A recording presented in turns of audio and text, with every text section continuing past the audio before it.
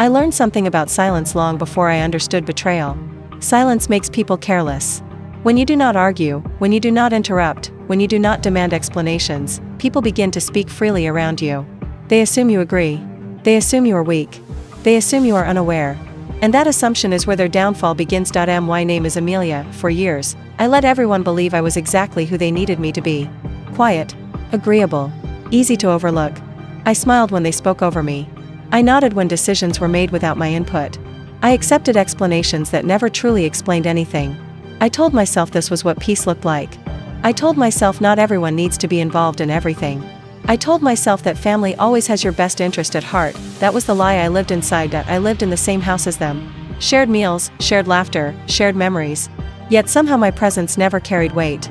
Conversations would stop when I entered the room, then restart when I left. Phones would lock the moment I glanced in their direction.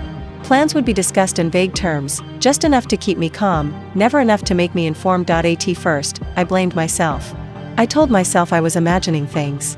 That paranoia grows when you are too sensitive.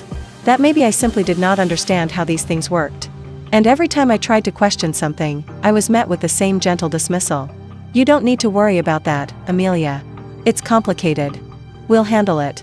And because I trusted them, I stopped asking. Trust has a quiet way of shrinking you. Years passed like that. I worked. I contributed. I supported everyone when they struggled. I listened to their fears, their plans, their dreams. I was always available, always dependable, always present. Yet when it came time for conversations about the future, I was treated like a child who wouldn't understand, or worse, like someone whose understanding didn't matter. I felt it most during moments that should have included me. Discussions about money that suddenly shifted rooms. Meetings scheduled when I wasn't home. Papers placed face down on tables. Names mentioned without context. Every instinct in me whispered that something was wrong, but I kept silencing that voice, because silence had become my survival skill. I thought staying quiet would keep things stable. I thought not rocking the boat would keep me safe. I didn't realize the boat was already sailing without me. The night everything changed did not arrive with drama. There was no argument. No warning. No raised voices. It was just another quiet night, another ordinary evening that blended into all the others. I went to bed feeling invisible, the same way I had felt for years, but I didn't sleep. There was a tightness in my chest, a feeling I couldn't name. My thoughts wouldn't slow down. So I reached for my phone, more out of habit than intention. That's when I saw the message. It came at 12:01 a.m. from a number I didn't recognize. No greeting. No explanation. Just one sentence: you deserve to know what they've been hiding. I stared at the screen for a long time. My heart began to pound, not fast, but heavy, like each beat carried weight. Fear and curiosity collided inside me. A part of me wanted to ignore it, to put the phone down and pretend this message never existed. Because once you know something, you can't unknow it, but deep down, I already knew. I opened the attachment. It was a document. Legal. Precise. Cold in the way only official papers can be. Names, dates, signatures. Familiar ones. My hands began to tremble as I scrolled. I recognized timelines, events, moments I remembered clearly. But my name was barely there. And when it appeared, it wasn't as a participant. It was as an afterthought. They had planned everything: assets, accounts, property, future arrangements. All decided. All finalized. All done quietly, carefully, intentionally, without me. I felt something drop inside my chest. Not anger yet. Not sadness. Just emptiness. The kind that feels like something important has been taken from you while you were distracted. Then I saw the note. A single line. Written casually, almost jokingly: Amelia won't object. She never does. That sentence broke something in me, not because it was cruel, but because it was accurate. I sat there in silence, staring at the words until they blurred. No tears came. No scream. Just breathing. Slow. Controlled. Because I understood something in that moment. Emotion would come later. Right now, clarity mattered more. More messages followed. Screenshots of conversations I was never meant to see. Voice recordings where my future was discussed like a minor inconvenience. They laughed. They assumed. They planned around me as if I were furniture that could be moved or ignored. That was when anger arrived, not loud. Not explosive, focused, sharp, the kind of anger that doesn't rush. The kind that waits. I didn't confront anyone. Not that night. Not the next morning. I went to the kitchen, smiled, made small talk, listened to their voices with a new awareness. Every word they spoke confirmed what I already knew. They believed they were safe. They believed I was harmless. They had no idea how dangerous. Silence becomes once it stops being passive. The unknown number. Messaged again later that day: they think you'll never fight back. I stared at the screen for a long moment before replying, "They're wrong." That was the first decision I made for myself in years. From that moment on, I watched everything. I listened carefully. I remembered details I once ignored. Dates. Expressions. The way conversations shifted when certain topics came up. I stopped reacting emotionally and started observing strategically. They still saw the same Amelia. The quiet one. The agreeable one. The woman who didn't push back. They didn't see what was changing inside me. I began documenting everything. Writing things down the moment they happened. Recording patterns. Connecting dots. I replayed conversations in my head, realizing how many half-truths had been fed to me over the years. I wasn't emotional anymore. I was precise. I sought advice quietly. Not from people close to them. From professionals. From people who understood systems and consequences. I told my story without emotion. Just facts. Just timelines. And for the first time, people listened without dismissing me. One of them said something I will never forget: "You were excluded intentionally." That sentence lifted a weight I didn't know I was carrying. It wasn't confusion. It wasn't misunderstanding. It wasn't carelessness. It was deliberate, and once I understood that, everything became clear. I didn't want chaos. I didn't want destruction. I wanted truth. Because truth, when exposed at the right moment, does more damage than anger ever could. Midnight was coming again, and this time, I wasn't afraid of it. I stopped measuring time the way I used to after that night. Days blurred together, but my awareness sharpened. Every sound in the house felt louder, every pause in conversation heavier. I was no longer just living among them. I was studying them. And the strange thing was, the more I listened, the more careless they became. It was as if my silence reassured them that nothing had changed. They talked freely around me now, convinced I was still unaware. They used my presence as background noise. They discussed plans in half-phrases and coded words, assuming I wouldn't connect them. But once you see the pattern, you can't unsee it. Every smile felt rehearsed. Every kind word felt strategic. I realized that for years, they hadn't just underestimated me. They had erased me from their calculations entirely. That realization hurt more than the betrayal itself. There's a unique kind of pain that comes from knowing people you trusted never even considered you a threat. Not because you weren't capable, but because they didn't believe you mattered enough to resist. I began replaying memories differently. Moments I once dismissed as misunderstandings now revealed their true shape. The way meetings were scheduled when I was conveniently unavailable. The way paperwork was shuffled away when I entered the room. The way my questions were met with smiles instead of answers. It wasn't kindness. It was control. At night, when the house fell quiet, I would sit alone and think about how carefully everything had been arranged. This wasn't a sudden decision. This wasn't a mistake. It was years of planning layered over my compliance. And the worst part was realizing how well my silence had served them. But silence can be repurposed. I didn't rush. I didn't accuse. I didn't let my emotions leak. I learned instead. I learned how systems worked, how decisions became permanent, how words on paper could outweigh years of spoken promises. I learned how easily people reveal themselves when they believe the outcome is already secured. I asked questions in harmless ways. Casual curiosity. Innocent interest. And every time they answered, they gave me something useful. They didn't see the shift in my tone, the careful way I framed my words. To them, I was still the same Amelia. The one who never objected. They didn't realize that each answer was another thread pulling their story apart. The anonymous number remained silent after that last message, but I didn't need them anymore. The truth had already been placed in my hands. What mattered now was timing. Truth delivered too early gets buried. Truth delivered at the right moment collapses everything around it. I started noticing fear beneath their confidence. It was subtle, but it was there. A hesitation when certain topics came up. A glance exchanged too quickly. They were secure, but not relaxed. Somewhere deep down, they knew what they had done wasn't clean. They just believed no one would ever challenge it. I wondered how many nights they slept peacefully, convinced they had outsmarted me. I wondered if they ever felt guilt, or if justification had replaced it entirely. It's easy to justify betrayal when the person you betray never speaks up. That thought hardened something inside me. I stopped seeking their approval completely. I didn't change my behavior dramatically. That would have raised suspicion. Instead, I changed internally. I stopped caring how I was perceived. That freedom was intoxicating.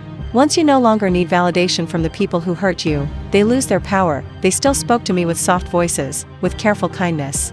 They still used phrases like, "We're doing this for everyone," and "This is what's best." I listened and wondered how easily those words came to them. How natural it was to rewrite reality when the person affected wasn't allowed to participate in it. One evening, I overheard a conversation I wasn't meant to hear. I wasn't eavesdropping. I was simply present, unseen. They talked about timelines, about final steps, about how everything would soon be settled. One of them laughed and said, "At least Amelia won't make this difficult." I felt my heartbeat slow instead of quickened. That's when I knew they had learned nothing. I went to my room and sat in the dark, letting that sentence echo in my mind. Not because it hurt, but because it clarified everything. They didn't fear confrontation. They feared disruption. And they believed I was incapable of causing it. I began preparing quietly. I gathered copies of documents, records of conversations, confirmations of intent. I organized everything meticulously. This wasn't about revenge fueled by anger. This was about correction.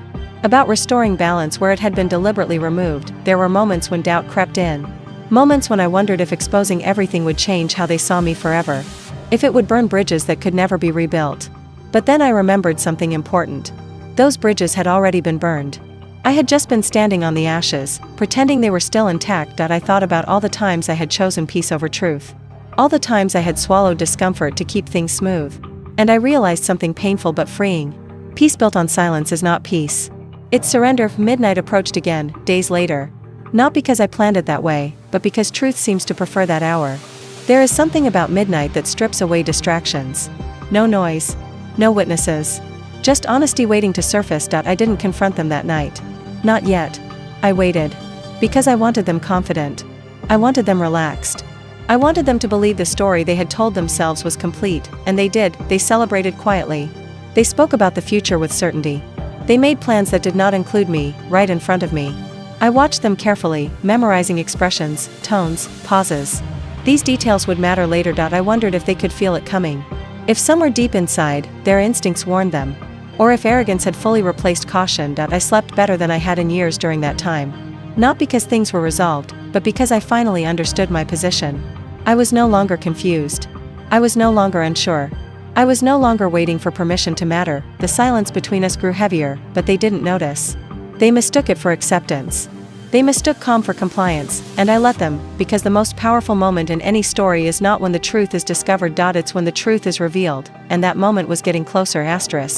There is a strange calm that settles in when you know exactly what you are going to do. All the noise in your head fades away. Fear stops shouting. Doubt loses its grip. I woke up each morning with that calm inside me, moving through the house like a shadow that no one questioned. They saw me, but they didn't really look. And that worked in my favor. I began noticing how often they repeated the same phrases, as if repetition could turn lies into facts. This is already settled. There's nothing to worry about. Everything is taken care of. The more they said it, the more convinced they sounded. Not for my sake, but for theirs. People who are truly secure don't need to reassure themselves out loud. I watched how they avoided certain topics when outsiders were present. How their tone shifted when legal matters came up. How they controlled narratives carefully, choosing what to reveal and what to hide. It was almost impressive how coordinated they were. Almost. If it hadn't been at my expense, I might have admired the precision, but admiration disappears when you realize you were never meant to be part of the picture. I spent long hours alone, organizing everything I had collected. I read documents slowly, line by line, understanding not just what was written, but what was missing. Absence can be louder than presence. My exclusion wasn't accidental. It was designed. Each clause, each signature, each date told the same story. Decisions were made while I was kept busy, distracted, reassured. They had built their plan on one assumption: that I would stay silent forever. The more I prepared, the more memories surfaced. Times when I had felt uneasy but brushed it aside. Times when I had defended them to others, insisting they would never hurt me. That realization stung. Not because I was wrong about them, but because I had been wrong about myself. I had underestimated my own instincts. There were moments when anger surged unexpectedly. Late at night, when the house was quiet, and my thoughts had nowhere to hide. I would feel it in my chest, tight and burning. But I didn't let it guide me. Anger is loud. It announces itself. And I didn't want to announce anything. I wanted them comfortable. I wanted them confident. I wanted them unprepared. So I continued playing my role. I listened attentively when they spoke. I agreed when they made statements that erased me. I smiled when they spoke about fairness. Every performance earned their trust a little more. Every nod convinced them further that I was harmless. They began sharing more than they should have. Not details, but attitudes. The way they dismissed concerns. The way they spoke about outcomes as guaranteed. The way they treated legality like a formality rather than a responsibility. That arrogance was their weakness. One afternoon, someone asked me casually what I thought about the future. It was said lightly, without intention. I paused just long enough to seem thoughtful, then answered vaguely. I trust you'll do what's right. The relief on their face was immediate. That single sentence sealed it. Trust is a dangerous gift when given to the wrong people. I noticed how quickly they relaxed after that. How conversations became less guarded. How tension dissolved. They believed the final obstacle had been cleared. They believed I had accepted my place. What they didn't know was that acceptance and surrender are not the same thing. As days passed, I refined my plan quietly. Not revenge in the way stories usually tell it. No shouting. No confrontation filled with chaos. That kind of ending gives people room to deny, to deflect, to turn themselves into victims. I wanted something cleaner. Something undeniable. I wanted truth presented so clearly that there would be nowhere to hide. I imagined the moment often. Not the words I would say, but the silence that would follow. The pause where realization settles in. That space where confidence collapses and reality rushes in. That moment mattered more than any speech I could make. There were nights when sleep escaped me, not because of fear, but because my mind kept running through possibilities. How they might react. Who might try to shift blame? Who would pretend shock? Who would claim misunderstanding? I prepared myself for all of it. I prepared myself to stay calm, because calm is terrifying when someone expects emotion. They continued their routines, unaware that every step forward was bringing them closer to exposure. They talked about timelines openly now. About how soon everything would be finalized. About how relieved they were that things had gone smoothly. I listened and wondered how it must feel to believe you've won. I wondered how it would feel to lose that certainty in a single moment. Midnight approached again, like an unspoken deadline. I didn't choose it intentionally, but it felt right. There is honesty in midnight. No distractions. No performances. Just truth standing alone. And I knew that was when everything needed to happen. I prepared quietly that evening. Not physically. Emotionally. I reminded myself why I was doing this. Not to punish. Not to humiliate. But to reclaim what had been taken without consent. To restore my voice. I thought about the younger version of myself. The one who trusted easily. The one who believed silence was strength. I wished I could tell her what I know now. That speaking up doesn't make you difficult. That asking questions doesn't make you ungrateful. That silence should be a choice, not a cage. As the clock crept closer to midnight, the house grew still. They went to bed satisfied, convinced the future was secure. I stayed awake, listening to the quiet. My heart was steady. My mind clear. This was the moment everything would change, not because I would shout, but because I would stop protecting their lies, and once protection is removed, lies collapse on their own. Midnight did not announce itself. It never does. It arrived quietly, slipping into the house like it always had, unnoticed by everyone except me. I watched the minute change on my phone, feeling no rush of adrenaline, no fear. Just a steady awareness that the moment I had been preparing for was finally here. I didn't wake anyone. I didn't knock on doors. I didn't raise my voice. I sent messages carefully, precisely, to the right people. With the right attachments, truth does not need drama when it is complete. I sent copies of the documents, the recordings, the timelines. I sent them to those who had authority, to those who could not dismiss them. To those who had no emotional reason to protect anyone involved. I wrote no accusations. I used no emotional language. I simply wrote, "This concerns decisions made without my knowledge or consent. Please review." Then I waited. The house was silent, but my phone wasn't. The first response came quickly, short, professional, acknowledging receipt. The second followed, then the third, each one confirming what I already knew. This could not be ignored. This could not be smoothed over. This could not be quietly buried. I lay back on my bed and stared at the ceiling, feeling something I hadn't felt in a long time. Relief. Not because it was over, but because it had finally begun. Morning came faster than I expected. I heard movement in the house earlier than usual. Doors opening. Voices whispering. A phone ringing repeatedly. I stayed where I was, listening. The calm I felt surprised me. For years, I had imagined confrontation as something loud and explosive. But this wasn't confrontation. This was consequence. Someone knocked on my door, softly, hesitant. Amelia. A voice called, not confident, not casual. I took my time before answering. When I opened the door, I saw something I had never seen before. Uncertainty. Real uncertainty. The kind that cracks composure. They asked if we could talk. I said yes. We sat together.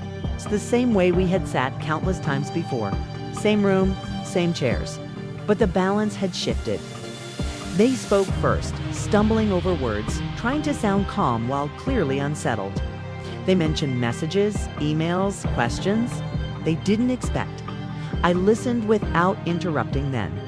They asked me what I knew. I met their eyes and told the truth, simply, clearly. I told them I knew everything, that I had known for a while, that I had waited, not because I was afraid, but because I wanted the full picture before speaking. Silence filled the room. It was heavy, uncomfortable. Honest, they tried to explain. Of course they did. They said it wasn't meant to hurt me. They said it was complicated. They said they thought this was the best solution. They said my name like it was a shield, as if familiarity could soften betrayal. I didn't argue, I didn't raise my voice. I asked one question. When were you planning to tell me? No one answered. That was enough. Over the next few hours, the house turned into a place I barely recognized. Phones rang constantly. Meetings were scheduled. Tones shifted from confident to cautious, from dismissive to defensive. They moved quickly now, not to plan. But to contain damage, I stayed quiet. Not because I had nothing to say, but because everything that needed to be said was already documented at one point. Someone tried to appeal to my emotions. They reminded me of shared history, of sacrifices, of how hard things had been. They asked me to understand their position. I told them I did. Understand? I understood that they made choices believing I would accept them. I understood that they counted on my silence. I understood that they never expected me to act, and that understanding was exactly why things had unfolded the way they did. That realization hit them harder than anger ever could by the end of the day. Nothing was resolved, but everything was exposed. There was no more pretending, no more assumptions. The future they had planned so confidently was suddenly uncertain, not because I had taken anything from them, but because the truth had entered the room and refused to leave. That night, as the house settled into an uneasy quiet, I felt a strange sense of peace. Not satisfaction, not triumph, just balance returning slowly, like a scale adjusting after being forced in one direction for too long. I knew there would be more conversations, more explanations, more consequences. This wasn't an ending. It was a turning point, and for the first time in years, I wasn't waiting to see what would happen to me. I was part of what happened next. The days that followed felt heavier than anything that came before. Exposure changes the air in a place. Conversations slow down. Words are chosen more carefully. People stop assuming they are untouchable. I could feel it in the way they moved around me now, cautious, unsure, measuring every sentence before letting it leave their mouths. They no longer spoke freely in my presence. They no longer treated me like background noise. For the first time, they looked at me directly when they talked, as if trying to read how much power I actually held. That shift alone told me everything I needed to know. Meetings happened behind closed doors, but I knew what they were about. Damage control, rewriting stories, finding ways to minimize consequences. I didn't interfere. I didn't push. I let the system do what systems do when truth enters them. Slowly, methodically, without emotion. One afternoon, someone approached me privately. Their tone was different now, softer, careful. They said they wanted to clear the air. They said they never intended to hurt me. They said they assumed I would understand. I listened. Then I asked another simple question. Did you ever consider asking me? They looked away. That was the pattern I kept seeing. Explanations without accountability. Justifications without responsibility. They wanted forgiveness without first acknowledging the choice they made. And I realized something important in that moment. Closure does not come from explanations. It comes from truth being fully acknowledged. There were attempts to negotiate, subtle suggestions that things could be adjusted quietly if I agreed to keep matters contained, promises that my interests would now be considered. It was strange hearing those words after years of being excluded. strange. And a little too late, I told them I wasn't looking for favors. I was looking for fairness. That word unsettled them more than anger ever could. Fairness requires transparency. It requires balance. It removes the advantage of secrecy. And secrecy had been their strongest weapon. As days turned into weeks, the situation unfolded steadily. Not dramatically, not explosively, but with weight. Documents were reviewed. Questions were asked. Decisions were paused. Plans that once felt permanent suddenly became provisional. Every delay was a reminder that certainty is fragile when built on exclusion. I noticed how their attitudes shifted toward me. Some grew distant. Others became overly polite. A few attempted warmth that felt rehearsed. I didn't take it personally. People behave strangely when power dynamics change. They search for footing. They test boundaries. They look for ways to regain control. I remained consistent, calm, direct, present. That consistency unnerved them more than confrontation would have. They couldn't provoke me into emotional reactions. They couldn't frame me as unreasonable. I wasn't asking for anything excessive. I was asking for what should have been there from the beginning, in quiet moments. I reflected on how close I came to never knowing, how easily my story could have ended with me accepting half-truths forever. That thought made my chest tighten, not with fear, but with gratitude. Gratitude for the message that arrived at midnight. Gratitude for the moment I chose to listen to my instincts instead of silencing them. I also thought about the cost. Truth has consequences, even for the person who reveals it. Relationships don't return to what they were. Trust, once broken, doesn't reset. But I understood now that preserving false harmony only preserves harm. One evening, I sat alone and realized something quietly profound. I wasn't angry anymore. Not because everything was resolved, but because anger had done its job. It had woken me up. Now clarity had taken over. They could no longer decide my future without me. That chapter was closed. I had reclaimed something deeper than assets or acknowledgement. I had reclaimed my voice, my agency, my right to be present in decisions that affected my life. There were still uncomfortable conversations ahead, still adjustments to be made, still consequences to face. But I no longer felt small in those moments. I no longer doubted my place at the table. Silence was no longer my shield. Choice was, and that made all the difference. What surprised me most toward the end was not their resistance, but their exhaustion. Keeping secrets takes energy. Maintaining a false story takes coordination. Once everything was out in the open, once every assumption was questioned, they grew tired in a way I had never seen before. The confidence that once filled their voices faded, replaced by something quieter and more honest. Reality has a way of doing that. The final decisions didn't come with dramatic announcements. There was no grand moment where everything suddenly felt perfect. Instead, there was steady correction, adjustments, revisions, conversations that were uncomfortable but necessary. The future was reshaped, not by force, but by acknowledgement. I was included not as a favor, not as damage control, but as a rightful participant, and that distinction mattered.